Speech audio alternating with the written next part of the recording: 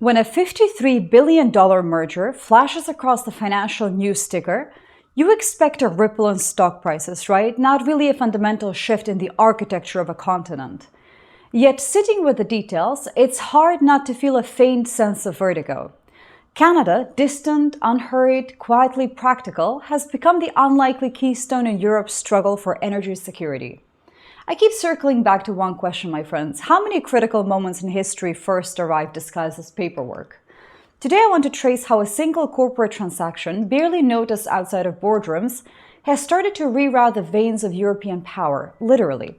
This is a story about copper, but also about the deep unseen logic that pulls nations into new alliances when the old ones fail. We're going to peel back 3 layers in this video. First, why Europe's energy transition is hostage to forces it doesn't actually control. Second, how Canada, often peripheral to those stories, became a strategic lifeline. And third, what this shift reveals about the future shape of power and risk in a splintering world. Here's what I keep wondering, and I'd like your honest answer as well. If you were sitting in a European city today, watching power bills climb and headlines warn of shortages, would you trust your government to make those long-term bets overseas? Or would you demand painful sacrifices to rebuild mining and industry at home, no matter the backlash? Drop your answers below. Let's have a healthy debate. Sometimes the public's appetite for risk is the single variable that actually matters most. Just a quick personal note, my new book, Awake, the Practice of Critical Thinking in an Age of Soft Lies, is finally out in the world now. It's more than just a guide to thinking more clearly. It's about finding calm and clarity in a world that keeps getting louder. If you've ever felt like I do, worn down by the noise and knee-jerk opinions and want practical ways to think things through, especially under pressure, I think you'll find it valuable. Or if you know somebody who could use that kind of support right now, it might actually make a thoughtful Christmas gift. There's also a 24-minute companion podcast that walks through the key ideas, plus a launch video and a special discount for subscribers, all linked down below. And one more thing, maybe you didn't know, but I'm a computer scientist and I have a PhD in the field. I'm working on a new course all about AI fluency, essentially making sense of the technology that's shaping the next decade. If you're interested in this space and want to help guide what I build, I'd love to have your input. There's a quick 8-question survey, just a couple of minutes to fill out, and your thoughts will directly influence the content that I build next. The links to everything are below. It would mean so much to hear from you. Thank you for listening, but now let's get back into it. Let's start where most headlines stop: Europe's green transition. It's a phrase that's become so familiar it actually risks meaning nothing. But behind every promise, net zero targets, EV mandates, solar and wind expansions, there's actually a physical reality that most people ignore. None of it actually works without copper. Not just any copper, but vast uninterrupted flows, enough to double Europe's annual consumption in a decade. The old energy crises were about oil embargoes and pipeline politics. Politicians could posture, cut deals, or threaten sanctions. The commodity was very visible: tankers on the water, pipelines through the forest. But the coming bottleneck now is silent. Copper doesn't burn, it conducts. It's woven invisibly through the grid, the hidden sinew of modern life. The scale is actually staggering. The European Commission's own analysis, usually very cautious, even bureaucratic most of the time, now warns of a structural deficit in copper by 2030. In plain terms, at the very moment Europe's climate ambitions crest, the wiring to make them real is starting to slowly fray. This isn't a future problem, my friends. Already transmission lines in France, Germany, and Spain are hitting overload. Renewable projects stall because grids can't absorb new supply. Engineers, not just activists, now talk of a race for copper with a straight face. And here's where reality gets actually messy, and where most narratives choose a side as well, because Europe's domestic mining, hamstrung by local resistance and environmental constraints, is no match for actual demand. The result is, of course, dependency all over again, except this time the suppliers are less predictable. Chile and Peru, long the copper workhorses, are now mired in strikes and instability. The Congo, source of extraordinary ore, is also a byword for risk, corruption, violence, broken roads. And then there's China, sitting atop half the world's refining capacity. Dependence on China isn't an abstraction, it's an operating condition of our current world. And the mood in Brussels is shifting from unease to something closer to dread. A disciplined mind pauses here, my friends, not to doubt everything, but to doubt just enough. So how did Canada, so often cast as an extra in someone else's drama, find itself here? The answer starts with a simple deal: the $53 billion merger that united Anglo and Teck resources, sending a tremor through the copper market that only a handful of analysts saw coming. It looked at first like standard industry consolidation. Two mining giants combining assets, chasing efficiency, the standard stuff, but the implications actually are quite profound. Overnight, a Canadian-led company became the non-Chinese copper powerhouse, with tentacles in British Columbia, Chile, and the American Southwest, but crucially, with its nerve center in the rule-bound regulatory landscape of Canada. This matters more than you might actually think. In a world fragmenting along geopolitical lines, resource security is not just about geology, but about governance. Canadian copper comes bundled with stability, transparency, and environmental oversight. Not perfection, of course not, but a good track record that European officials increasingly describe in private as the least worst option. There's a reason this feels confusing as well. It's designed that way, I think. The merger is a financial event, but it's also a geopolitical signal. Supply chains are reorganizing not around the cheapest ore, but the most dependable jurisdiction. And this didn't happen by accident, in my opinion. Over the past decade, Canadian mining quietly modernized, exploration budgets surged, indigenous partnerships fraught but improving gave projects deeper legitimacy. Environmental standards toughened but were crucially navigable. Canadian mines became sites of experimentation as well, electrified fleets, water recycling, community benefit agreements. In most of the world, mining means confrontation of some sort. In Canada, it now means process, a word that bores most of us until you actually realize that it's actually the only thing standing between Europe and another round of energy dependence. What you believe here often says more about your priors than about your actual evidence. Europe's policymakers, desperate for certainty, are leaning hard into this narrative, in my opinion. Quietly, Germany, France, the Nordics, they're actually signing longer contracts, rerouting investments, instructing their utilities and manufacturers to buy Canadian.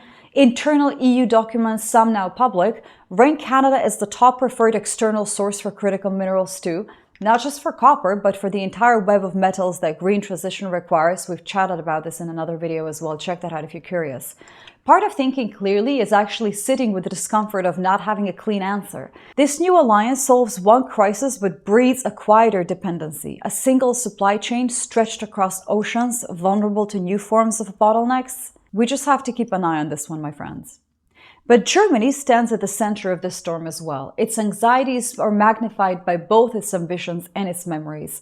On one side, it's Europe's industrial core, a nation whose prosperity is welded to manufacturing, exports, and historically affordable energy.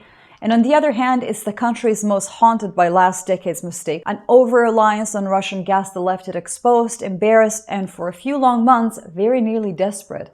Berlin's response now is telling, in my opinion. Instead of doubling down on price or short-term deals, Germany is now orchestrating a wholesale shift in procurement logic. Reliability over cost, long-term over spot markets, structural resilience over tactical windfalls. This is playing out in real time. Aurubis, Germany's copper recycling giant, is deepening ties with Canadian miners. Volkswagen and Siemens are quietly lobbying for government-backed mineral partnerships. It's an insurance of a kind against the second era of strategic vulnerability. And here is the paradox that even as German politicians talk of sovereignty and self-sufficiency, the solution is less about domestic mining, that's too slow, too politically fraught, and more about entrenching new forms of interdependence with Canada. Now, it's easy to have an opinion here. I think it's harder to hold the facts without letting them drown in emotion. What's emerging is a sort of a hybrid model, a European system rebuilt on Canadian ore, processed in European smelters, with traceable supply chains and contracts stretching not years but decades. German planners, now almost philosophical in their risk aversion, see this as the only path to real security, a hedge bet of a sort, after a decade of failed ones. And yet I keep wondering, is this security or just slower form of exposure? Does the ability to trust a partner halfway across the world truly solve the dilemma, or does it simply reframe it differently? This is where reality actually gets messy and where most narratives choose a side. By the way, if you're finding this helpful or if it makes you a bit uneasy, I'd love it if you subscribe. The House of L is a community for those who want to see past the headlines and ask why the world is tilting the way it is. You're very welcome here. Let's take a step back, because beneath the policy details and the market moves, something deeper is actually happening. The slow, relentless rearrangement of alliances as the world fractures into blocks of trust and suspicion. For Europe, the stakes are existential, in my opinion. The green transition is no longer just a moral or economic project. It's a question of survival. A grid overloaded is more than a technical failure. It's also a political event. A blackout isn't just darkness, it's actually a breach of faith. Copper, once mundane, now stands for something much larger, the ability to keep promises in a world of broken ones. China watches all of this with concern, I think. Its grip on refining remains unmatched, of course, but it is just as dependent and maybe more so on imported ore. The Canadian pivot is therefore not only an economic maneuver, it's a shot across the bow in the global contest for influence. Here's where most people stop asking questions, but let's keep going. European negotiators are no longer content with cheap and anonymous supply. They want copper with a passport, traceable, auditable, ethically sourced. Canadian mines able to offer not just resources, but paperwork, process, and accountability are now becoming uniquely attractive in this way. Canadian mines able to offer not just resources, but paperwork, process, and accountability actually become uniquely attractive in this way. But this isn't risk-free, of course. Longer supply lines mean new vulnerabilities, shipping delays, port strikes, climate disruption. The security of Canadian ore is always ultimately a function of global stability, a commodity in increasingly short supply in my view. Now, a good critical thinker doesn't chase certainty here, but we trace incentives. For European policymakers, the incentive is very clear: prevent a future in which every wind turbine, every EV, every heat pump is hostage to the next great power crisis.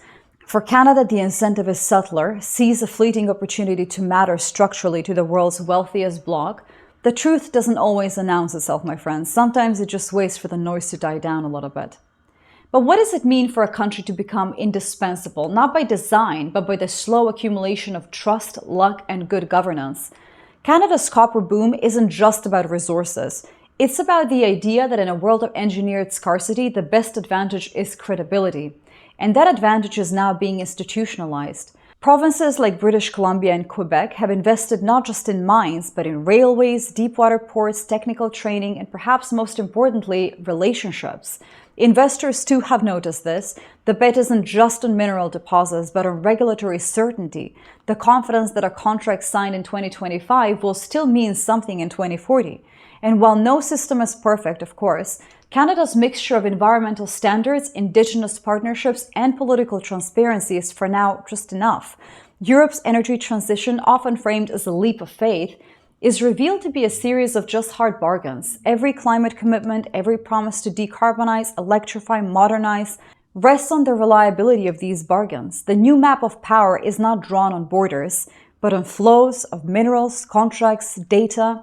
The West's ability to sustain itself against authoritarian rivals now depends as much on geology as on diplomacy, and sometimes on whether someone in Vancouver can keep a mine open during a forest fire.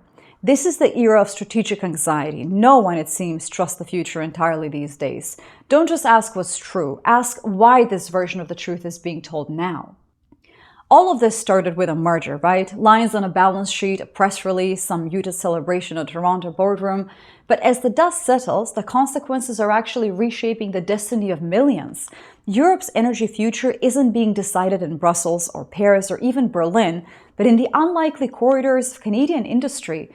Canada, unaccustomed to this role, now finds itself as both supplier and shaper, a pillar on which the ambitions of a continent rest. For ordinary Europeans, none of this is visible, I think. At least it wasn't visible to me. There is only the cost of electricity, the flicker of a light switch, the slow creep of anxiety when promises go unmet. Would I trust my future to distant partners? Or would I pay more, risk more to keep control closer to home? I think, like most people, the honest answer is, I don't really know. The calculus changes when the lights flicker. But a disciplined mind pauses here as well, not to doubt everything, but to doubt a little bit. The lesson is this: global stability now lives or dies by the details, by who controls a port, by whether a merger goes through, by which country decides to keep faith with its partners. As copper shortages deepen and global competition accelerates, today's alliances may look inevitable, but they're just a heartbeat away from the rupture. If you want to see the deeper currents beneath these headlines, check out these other videos that I've linked here as a natural next step for a deeper dive. Thank you for being here, for thinking with me, and for not turning away from complexity. Until next time.